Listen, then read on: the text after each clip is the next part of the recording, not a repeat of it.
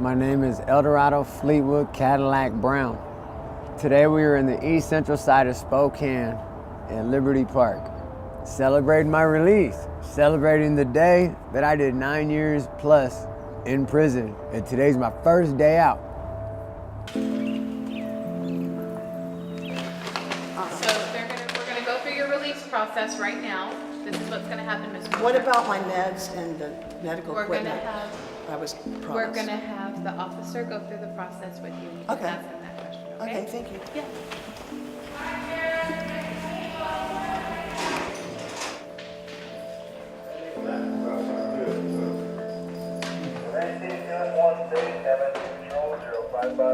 From what I understand, they're going to give me a bus ticket, they're going to give me a housing voucher, and they're going to give me the phone card, and I'll be taken to Pasco, Washington, and from Pasco I board a bus that'll take me into Seattle. It's supposed to be 2 stops.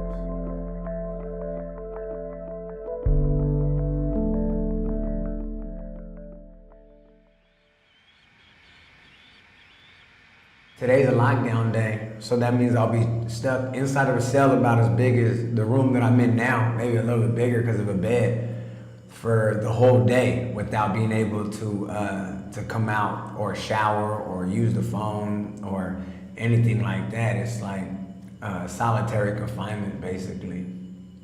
They don't understand that placing me in the hole exacerbates my mental illness to a whole different degree. My name is Anna Guy, and I'm a staff attorney with Disability Rights Washington on the AVID Prison Project, which stands for Amplifying Voices of Inmates with Disabilities. We set out to determine whether or not there were barriers to reentry specific to people with disabilities, and Eldorado Brown is one of the 3 people that we followed through the reentry process.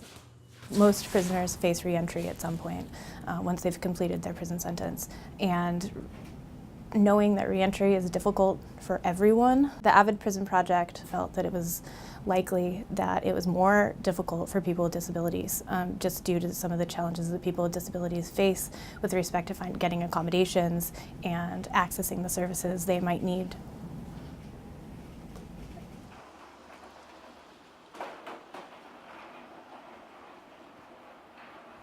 Let's start real easy. Can you tell me your name and where we are today? Kara Moser, and I'm at WCCW. I had neurosurgery because I had avian brain tumors, and once I got out, a doctor gave me an MRI and I was diagnosed with bilateral hip surgery. I've had my hip replaced here. So I was in the hospital for I don't even know how long, because the people that are around, those people that were around me then aren't around me now. I'm sorry, nobody's really talked to me, like ever cared about really what's going on, you know? Kara has reported to have a number of disabilities, and I think that it was challenging for Kara. I think she had a lot of hard time in prison. I think that it's hard for people who don't have experience with people with disabilities to be compassionate and be patient and really see the underlying issue and not just address the immediate emotion that's being expressed. My name is Tyrone Gathens, and we're in Coyote Ridge Correctional Facility, which is located in Cornell, Washington. I have a vision disability. I was diagnosed with retinitis pigmentosus, RP. I was diagnosed with this back in 1979. I do have some vision, but my vision has gradually been taken away. Okay, you stay here? When I first got here to Coyote Ridge, it was a challenge for me. I used to go in other units because I would get lost, you know? I mean, I would go inside other people's cells because I would get lost. You want to see this cell? There's my cell right here. I spend a lot of my time in my cell because it's really hard, especially for somebody with a vision disability. You know, me not being able to see my daughter or me not be able to communicate with family, friends, or loved ones as I once did, it created a sense of severe depression that led me to find a release. I needed to find a release. Doctors say that I suffer from non-suicidal self-injury, NSSI. And that means that I like to cut on myself without the thought of suicide. And I engage in self-harm without the intentions of actually dying. A lot of people in this situation feel like they have no voice. They feel like they have nobody that would actually understand them, whether you're incarcerated or you're in segregation. In here, I'm locked down 23 hours, but they consider it for my safety, because if you have any kind of suicidal background, which I do, I have 5 suicide attempts, right? And yeah, I've gone through it. Do they give you counseling for the suicide? No, I never thought of that. I mean, prison is like not that hands-on. I mean, this is punishment. We talk about prison as being this, it's for punishment, but also there's an expectation that people are being rehabilitated. And the prison has some responsibility over the services the person receives both in the prison and making those connections out in the community to make sure that they're successful and they get the tools they need to find jobs and housing and be productive members and safe members of our community. No one's here has really done anything to help me get something on concrete as far as my transition back out into the community. They haven't decided where they want to send me. They don't know if they're going to send me to Cowage County, Pierce County, or King County. And I'm real familiarized with the Pierce County area and the King County area. I know my way around. I use the bus service there. I know not only my mental health doctors, but my normal physical doctors. You know, I know where their office is. I know how to ride the bus, the public bus service, and get there. I don't know anything about that in Cowage County. When inmates release, generally the department it's a requirement that inmates release to their county of origin, which is where they committed their first offense. That's sort of the first hurdle that people have to get through, is figuring out what they have to support them in that county of origin. I have 62 criminal charges out of Spokane County before I was 21. I was involved in a lot of street life activity, a lot of negativity, a lot of the drug game, a lot of gangs. I asked them to change out of Spokane County to Snohomish County to be able to better adjust. My mom died, my dad's dead. There's nothing in Spokane but family members that smoke crack cocaine. One of the other elements of reentry is setting up the supports and services that a person needs once they're on the outside so that they can be successful.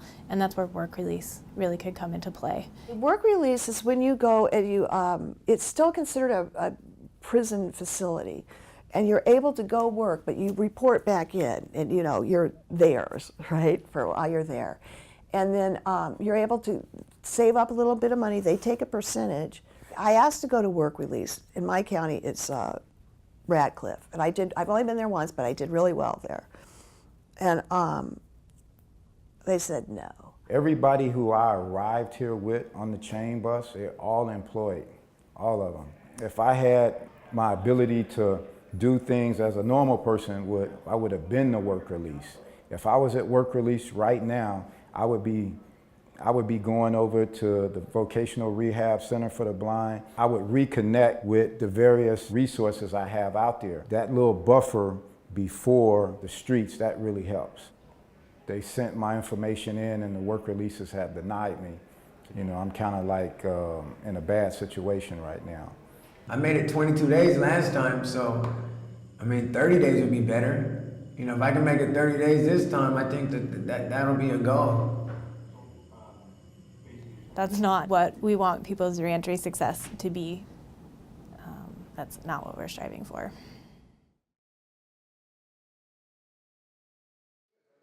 Good morning. We have the camera crew here. Look, I still haven't gotten my meds from medical. You're here really early. I'm leaving. I've been nervous about that because I was supposed to leave on 3/16, and that didn't happen. So today's 4/9. I'm supposed to be being released, and that I explained my parole officer is coming. They won't tell you who she is or he or what office they're with. I am headed to Kent, Washington, to this AHA Clean and Sober place. I wanted to live in North Seattle, where's my hospital, my physical therapy. I've had none here. They all change? Yeah, it looks like it. This is as good as it gets. So do you have some shoes that you're gonna be wearing? Oh, shoot. I feel really overwhelmed. Like, I hate using that word. It's like so overkill. I haven't been free in over 24 months for this whole time.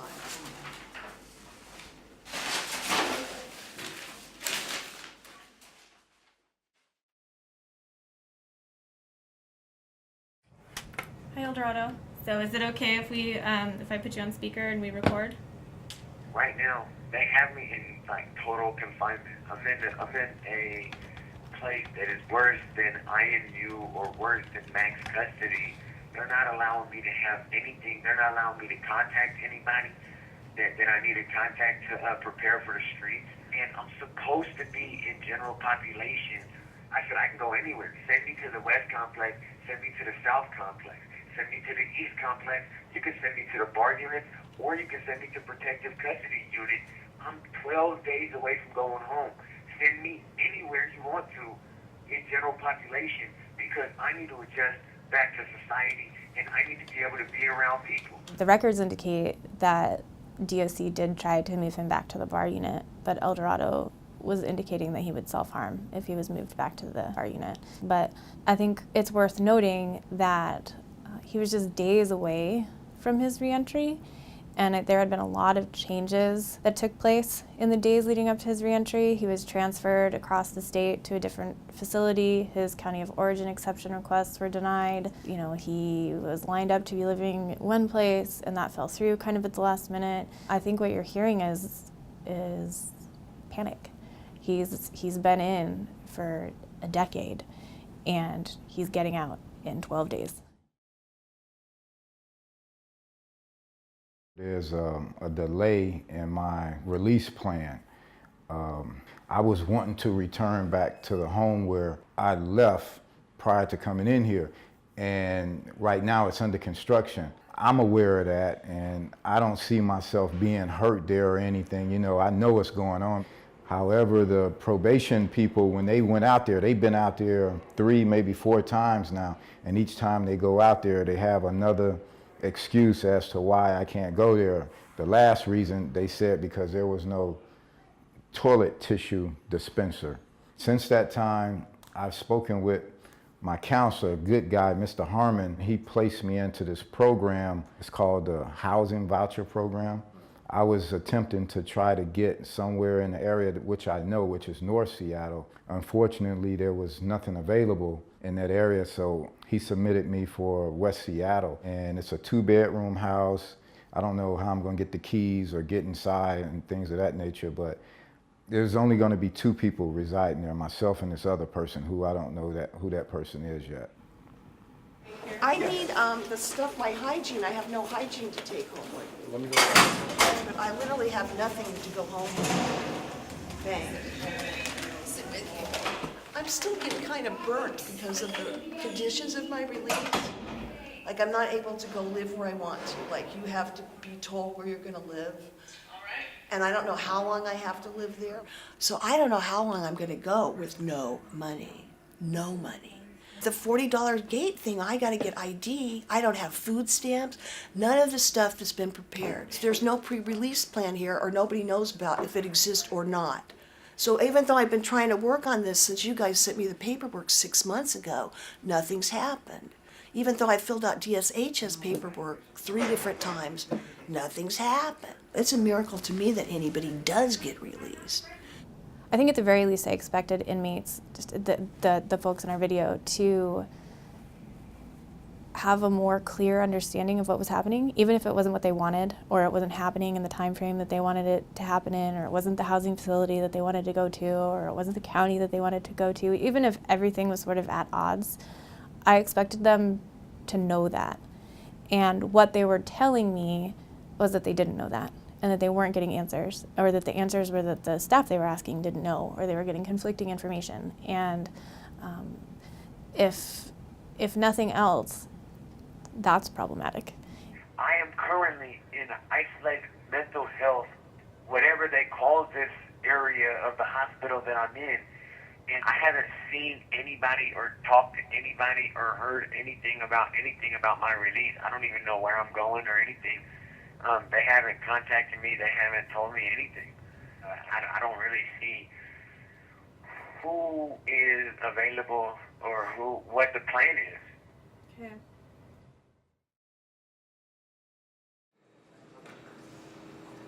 I'm just really excited about this day finally making it. I'm gonna see if I can find somebody to help me get to a bus stop where I can go to the house. Yeah. Either there or I want to go to the Social Security office so I can get my benefits reactivated. We know that people who have disabilities are often on public assistance of some kind or government benefits, Social Security benefits, and that's another factor that we were thinking about when we were thinking about reentry, was whether people were getting connected to those benefits before they were released. I got a lot of worries now, Once I get my bearings down, I'll be able to hopefully get around without any assistance. But I think it's going to be okay. I got patience, and I know the Lord is with me too, right beside me, got my back and everything. So I feel confident that I'm going to get this thing completed. Would you like a cane or a walker? They're going to give me a cane or a walker. I have to What would choose you between prefer? one. What's been most helpful for you, a walker or a cane? Yeah, the walker is like when I get to stairs, then I have to.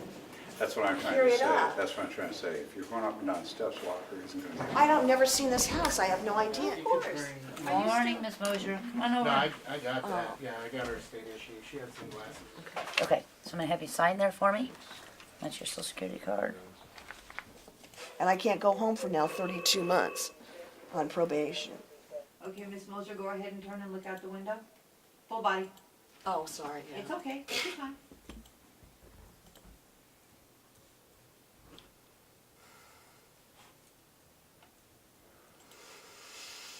Deep breaths. I know. I just. It's okay, it's okay. Take a slow deep breath for me, Miss Moser, okay? I'm so afraid of you guys. I mean, I'm going to be on DOC for 32 months. I'm really scared I'm going to do something wrong. Okay, it's Miss Moser.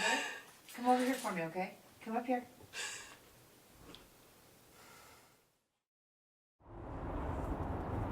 I didn't have any idea what was gonna transpire today. All I knew was that I was leaving. They said I'm signed up for Obamacare. Then they gave me a bus pass. Then they gave me an apartment. So I gotta buy that? That's what I'm trying to tell you. You're gonna need some stuff. Can you talk a little bit more about the apartment? So you didn't know about that ahead of time? I found out when you found out. I didn't find out anything. They told me when they told you. Here's your new ID. Okay. Does it have sight impaired on here? Because No. on my ID it has sight impaired. Here's your $40 gate money, All right. okay? Here is a check for $20.50. Okay. Here is your bank statement with your account closed out, All right. okay? Okay, and then you ready? I'm ready. All right, let's go. I was ready last Now week. there's no turning back. Yeah, no doubt.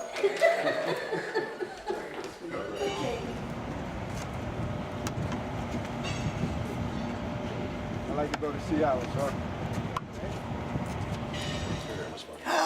Oh, okay, well, it's not a walker, but That'll do. they said they'd give me a walker, sir. I thought you want a walker I'm instead. gonna talk to you about that. Okay. This is Miss Moser, she's releasing.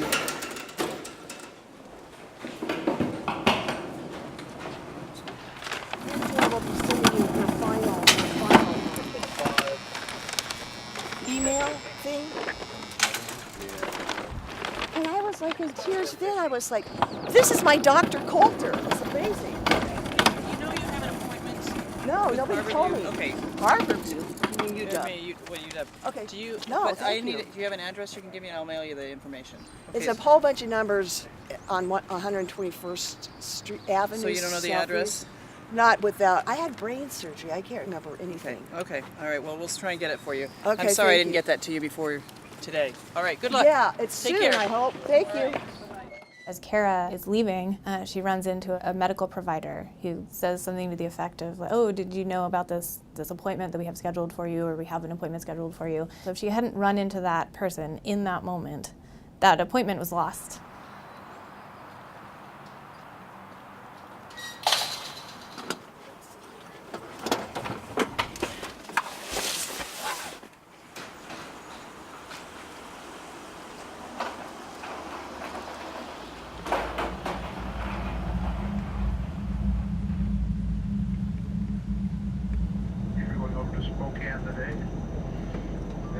Seattle, to arrive Seattle pretty close to on time. We're at about 12:40 or 12:45.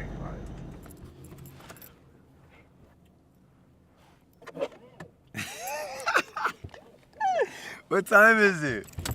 Oh, it's almost noon, 11:54. What would you be doing right now if you weren't with us? If you were at Walla?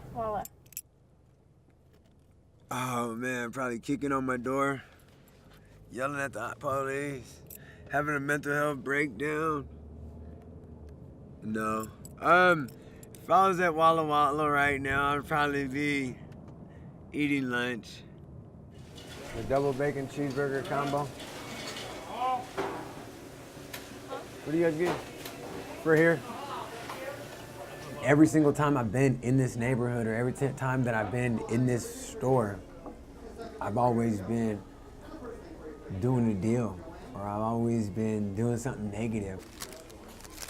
All this way from prison. Oh, they got the bacon sticking out of the thing. Yeah, man. Well, 9 years gone.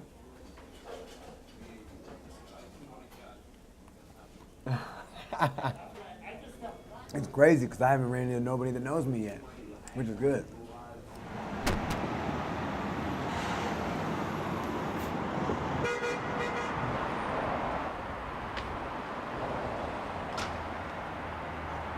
So I'm gonna drop this off over at the bonding company and walk the rest of the way over to the federal building.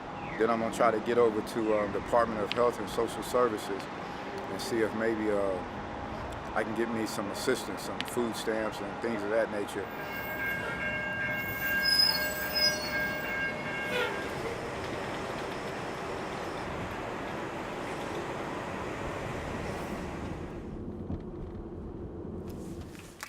I'm Kara. I were going by and I'm like going, oh, I really like that girl's outfit because like having clothes. Listen, this is disability rights because I went through some stuff. Oh, that's okay. Anthony's the manager. He's coming out here in a second. You look familiar to me. Probably seen me in the movies. Your room's back there. We put all your property up there. Yeah. It's all on your bed. Nice, thank you. And he'll show you where your room's at. Thank you. I will see you Wednesday the 15th. Take care. Okay, you too. Nice to meet you. Bye. Take care, Miss Wilder. Yeah, you too. I mean, I could cry. I'm just so happy. Where that apartment right there, this is where I got arrested at, March 20th, 2006. That's where I got arrested at. This is crazy. You got people just posted in the middle of the street, take a left right here. From Sprague and Altamont down to Sprague and Perry is prostitution central, is drug central, is where gangs and the nightlife come from. There's more things to life than living inside of a place like this. It's time to really do something different.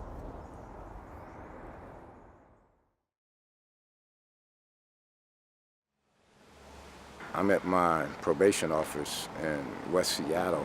I was instructed to live inside housings for prisoners, and I had some problems in there. I didn't like the place. It was real filthy. I mean, as soon as you walk into this door, you can just smell the stench of urine. People were stealing my t-shirts and socks and some hygiene products. And I explained that to my CCO officer, and she said I had to stay there for at least 30 days. I didn't do that. I went to the house that they had originally said I couldn't go to, In Washington State, we have what's called community supervision, and people get assigned a community corrections officer, which is like your probation officer. And so there are certain rules that you have to follow when you're on community supervision. Tyrone didn't follow all the rules. He turned himself in, but he was still violated. More than likely, they'll probably arrest me, you know, because I didn't show up for, I didn't report. But I've been, you know, doing phone calls with her, and I got some documents in my briefcase because I was sick, and the doctor been giving me notice of absence. Like I said, I feel pretty positive about it. I don't think, you know, she's gonna slam the book on me, you know.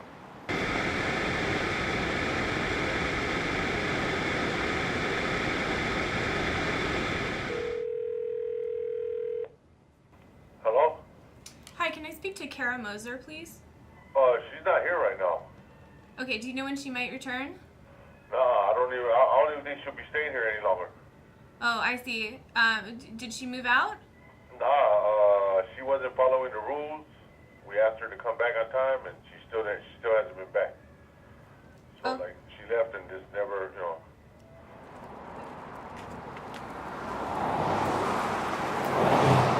Just imagine that you had your life set up and all of a sudden you walk out to nothing. I mean, it's almost like homelessness. I mean, you're in a house where nobody likes you because you're old, you take up extra space, you're slower.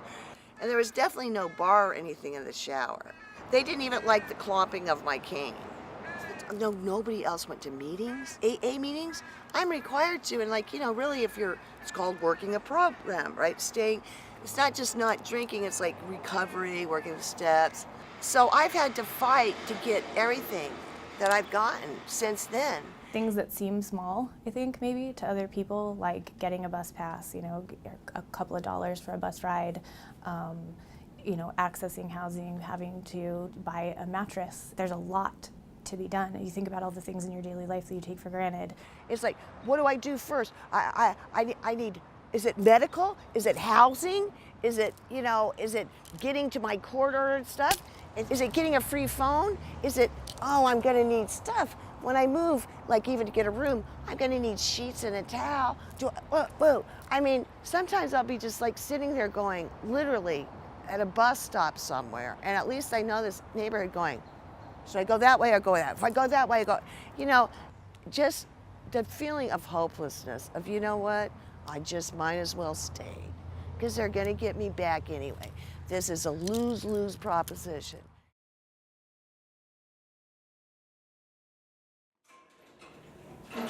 Hey, if I'm camp custody and all that, how come is this because how come I'm being handcuffed like this? Quick question for you. Well, when I first got out and I went up to my apartment, I was kind of excited. I looked around like, okay, this is something that can work. This is something, you know, it's something feasible. But then again, like I said, everybody knows me. I really wanted him to be successful, and I felt personally invested in his success. But I don't know that I was necessarily surprised, given the fact that he tried so hard not to release to that county in particular. I was too entrapped with the nightlife. I was too busy trying to get my reputation back because everybody knows me, El Dorado, and sidetrack my overall objectives. Can you talk a little bit about what happened with your wrist? I chewed on it. When I first come in, they said I'm on custody lock. So that means Friday and Saturdays, I don't move at all. So that means from Friday morning at 8 in the morning until Monday morning at 8 in the morning, I'm locked in my cell.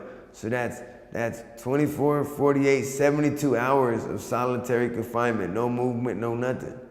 So I'm like, man, this drives me crazy. I can't deal with it. So what made you feel like that? Stress, not being able to communicate, saying just because I came back, I get no help, no one to talk to.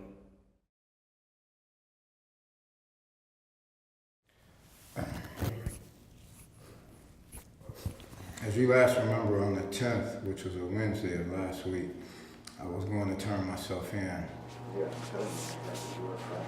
Once I got on the other side of that door, they took my stuff, they handcuffed me, and they shot me out the back door into a waiting vehicle and brought me to this grand finale over here. At a certain hour at night, they turn the lights out. So what little vision I do have, I have even less vision then. And they placed me on the top bunk, and there's no ladder or nothing, and that really concerned me. You know, I had a panic attack, and I couldn't see how to get down. I requested numerous times to be moved from off the top bunk. You know, I told them, I said, man, I don't feel comfortable up there, you know, and I feel that it's gonna be an accident. One officer said to another officer, well, you sound as though you're gonna hurt yourself. I said, no, I sound as though I'm gonna protect myself from getting hurt. So you can interpret that any way you want, but I'm not getting back up on that bunk, you know. And he told me to turn around, and he handcuffed me, and they brought me to this area here and gave me the smock. I want to say it's a place for mental illness.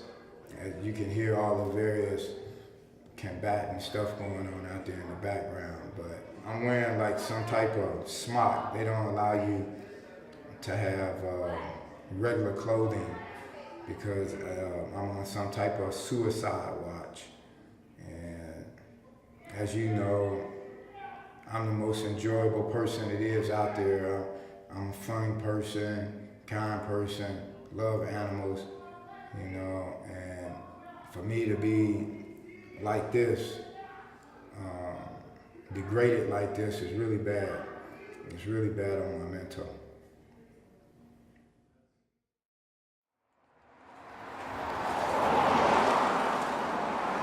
People don't understand, A, how easy it is to become an offender, and B, how much easier it is to violate. You know, that's why girls come back so many times. You think, oh, they're out there committing crimes. No, most of it is violating probation. It's like being on the bottom rung of the ladder. You gotta have to, you know what I mean?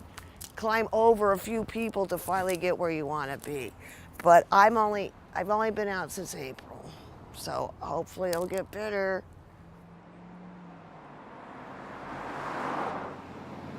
When we started this project, we set out to find specific problems and identify specific challenges and specific barriers that were unique to people with disabilities reentering.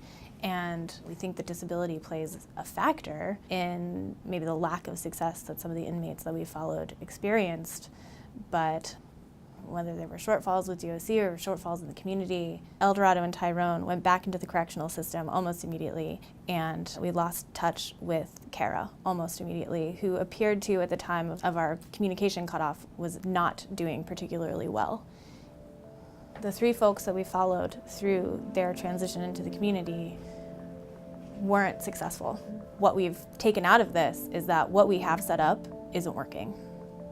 We don't want people coming back to prison. We don't want people with disabilities going back to prison, where we know that it's harder for them than for other people. We need to make the system better.